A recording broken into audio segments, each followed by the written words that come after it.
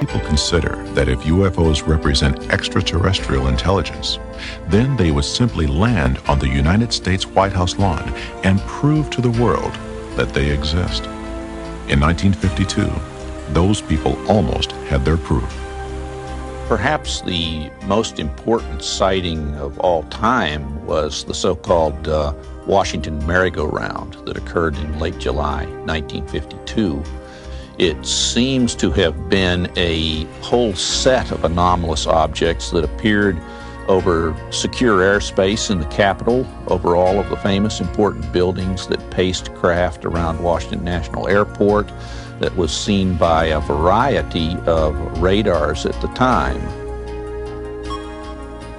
At 11:40 p.m. on Saturday, July 19, 1952, an air traffic controller at Washington National Airport spotted 7 blips in a corner of the radar scope. They were moving at 100 miles per hour and were heading for the Capitol. No aircraft were known to be in the area. Jet interceptors were scrambled to investigate the UFOs, but within moments, the radar blips had disappeared. When the jets landed, the UFOs returned. That sighting has never been adequately explained. Because it happened in Washington, D.C., it alerted everybody right on up to the President of the United States and caused a national press conference by the Chief of Intelligence of the Air Force to try to calm everybody down. At his press conference, General Sanford, Air Force Intelligence Director, confirmed that the objects were not secret American weapons and reiterated the Air Force's obligation to investigate the UFOs. We have received and analyzed between 1,000 and 2,000 reports that have come to us from all kinds of sources.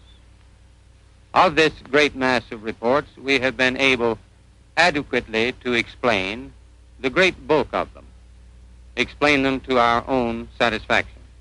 However, there have been a certain percentage of this volume of reports that have been made by credible observers of relatively incredible things. It is this group of observations that we now are attempting to resolve.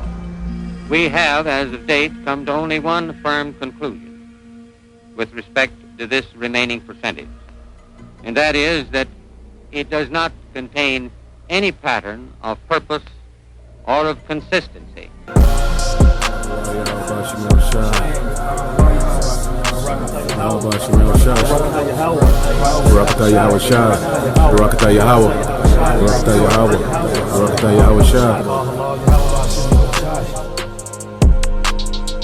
Therefore thus will I do unto thee, O Israel, and because I will do this unto thee, prepare to meet thy God, O Israel.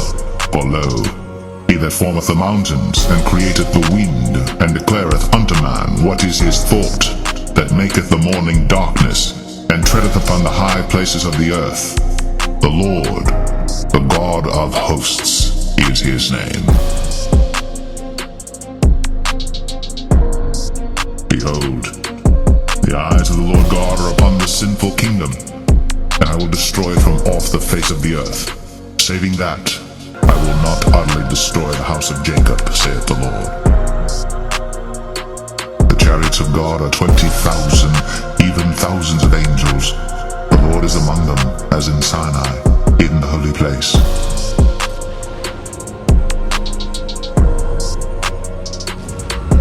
For behold, the Lord will come with fire, and with his chariots like a whirlwind, to render his anger with fury, and his rebuke with flames of fire.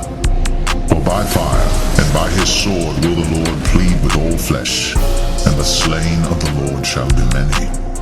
The Lord at thy right hand shall strike through kings in the day of his wrath. He shall judge among the heathen. He shall fill the places with the dead bodies.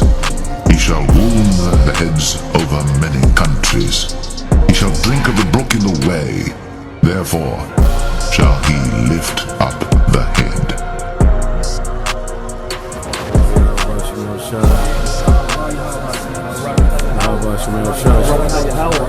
Barakatah Yahweh Shah, Barakatah Yahweh, Barakatah Yahweh, Barakatah Yahweh Shah.